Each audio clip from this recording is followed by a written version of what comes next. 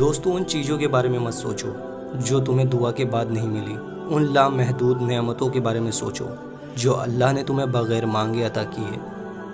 اور اخلاق وہ چیز ہے جس کی قیمت کچھ نہیں دینی پڑتی، ہاں مگر اس سے ہر انسان خریدا جا سکتا ہے۔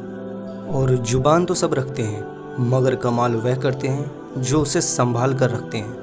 دوستو وقت آپ کو پر عطا کر دے تو ان ہاتھوں کو مت بھولنا جنہوں نے آپ کو چلنا سکھایا تھا۔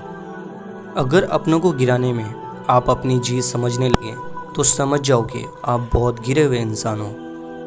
اور خدا ہر ماں باپ کو اتنی عمر دے کہ وہ ساری خوشیوں کو دیکھ سکے جو انہوں نے اپنی اولاد کے لیے مانگی ہوئی ہے۔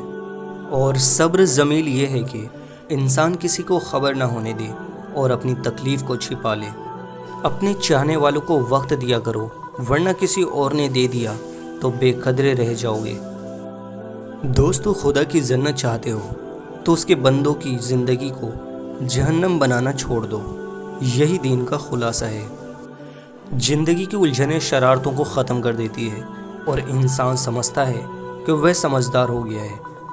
خاموشی ایک بہترین ہتھیار ہے، خاص طور پر اس وقت جب لوگ آپ سے چیخنے کی توقع کریں۔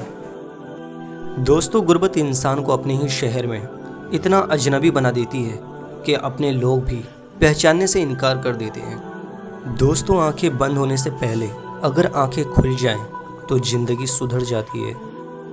اور کسی کی خدمت میں پیش کیے جانے والے تحفوں میں سب سے بہترین تحفہ احترام ہے۔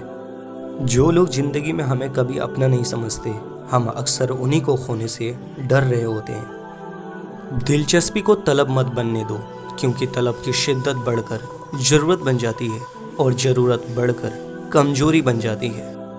ہمیں کچھ چیزیں اس وقت پر ملتی ہیں جب ہمیں ان کی ضرورت نہیں رہتی ہے۔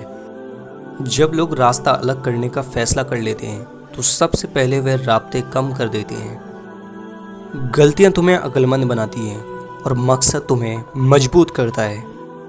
دوستو تمہاری ہر وہ جیت ہار ہے جس کا مقصد کسی کو نیچا دکھانا ہو۔